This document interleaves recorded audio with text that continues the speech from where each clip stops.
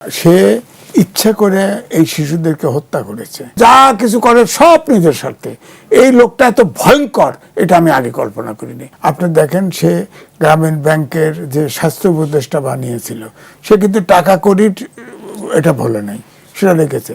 UNICEF, তারপরে বিশ্ব স্বাস্থ্য সংস্থা সতর্ক করেছে যে এই হাম বাংলাদেশে মহামারী আকার ধারণ করবে। সে টিকা ইম্পোর্ট করে নাই, টিকা আনে নাই। টিকা ছাড়া তো এটা আপনার প্রতিরোধ করা সম্ভব না।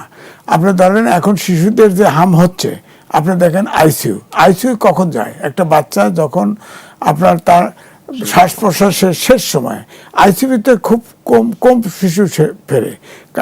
শিশুর তো রেজিস্ট্যান্স ক্যাপাসিটিও কম।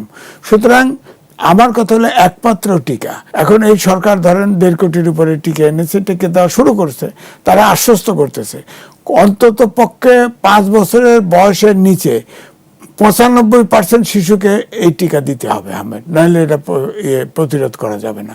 টিকা হচ্ছে এটা হাম হওয়ার পরে আপনি তার যে যখন আপনার শ্বাসকষ্ট শুরু হয় তখন কিন্তু আর তাকে বাঁচানো যায় না। আপনি প্রায় কান্দেই ফেলছেন, এটা সত্য। আমরাও কান্দি। বাচ্চা তার সন্তানকে কোলে নিয়ে আসছে, মৃত বাচ্চা নিয়ে হসপিটাল থেকে বেরোচ্ছে, মা কোলে করে হসপিটাল থেকে বেরোচ্ছে।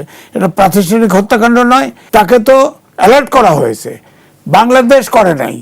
বাংলাদেশ ইউনিসেফ করেছে, বিশ্ব স্বাস্থ্য সংস্থা করেছে, যেটা মহামারী আকার ধারণ করবে।